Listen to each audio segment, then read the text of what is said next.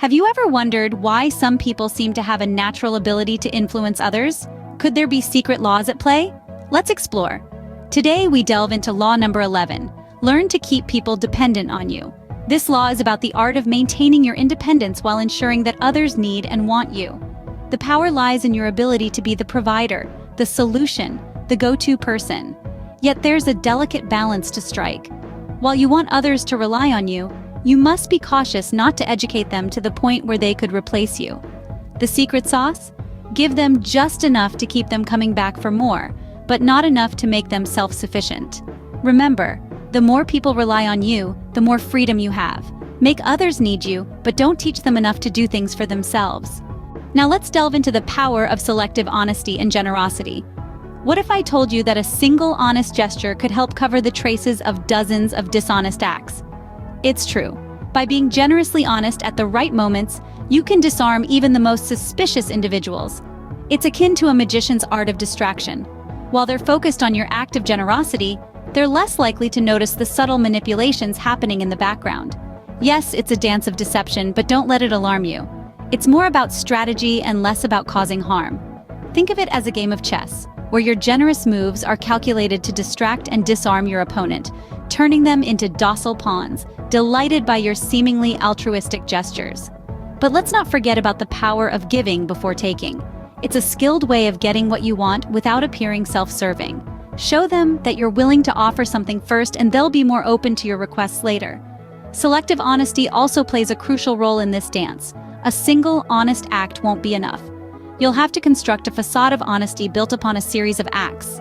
These acts can be quite inconsequential, but the cumulative effect is what matters. An act of generosity can distract and disarm, turning others into docile children, delighted by your affectionate gestures. However, remember, this facade of honesty is built upon a series of acts. Next, we look at the power of appealing to self-interest when asking for help. It's a common misconception that when seeking assistance, one should appeal to a person's kindness, mercy, or gratitude. But think about it. How effective has that strategy been for you historically? Instead, the 13th law proposes a more strategic approach. When you need help, frame your request in a way that highlights a potential benefit for the person you're asking. This might seem counterintuitive, but remember, people are primarily motivated by their own self-interests. Let's say you need a colleague to help you with a challenging project. Instead of begging or expressing your desperation, you might say, "I really value your expertise in this area. Your contribution could really elevate this project and showcase your skills."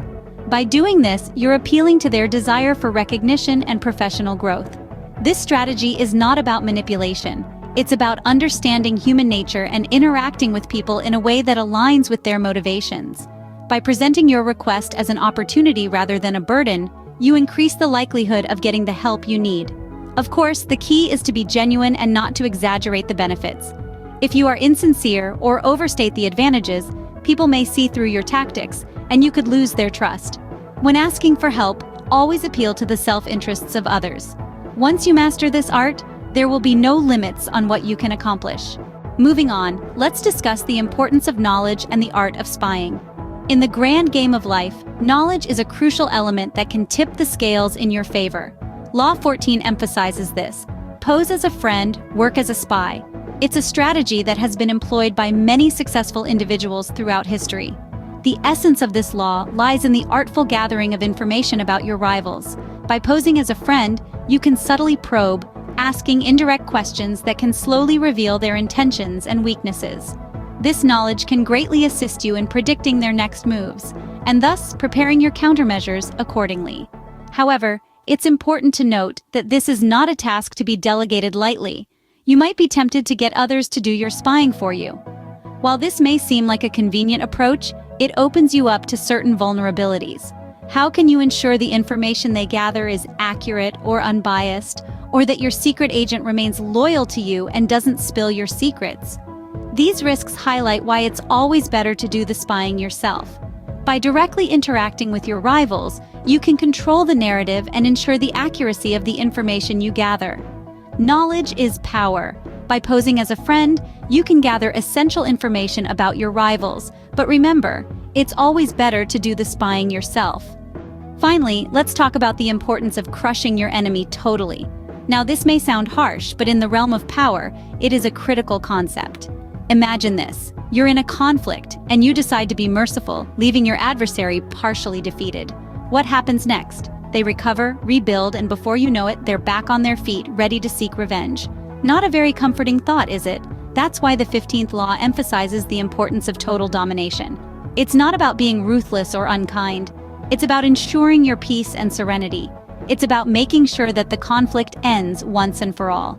You see, if you manage to remove all of your opponent's options, they have no choice but to yield to your will. By giving them nothing to negotiate with and no room to maneuver, you effectively crush them. This doesn't mean you resort to violence or unethical practices. No, you use your wit, your strategies, your understanding of their weaknesses, and your power to corner them in such a way that they have no option but to accept defeat. To maintain your power, you must remove all of your enemy's options. Give them nothing to negotiate with and no room to maneuver. And remember, the key to power is understanding and applying these laws.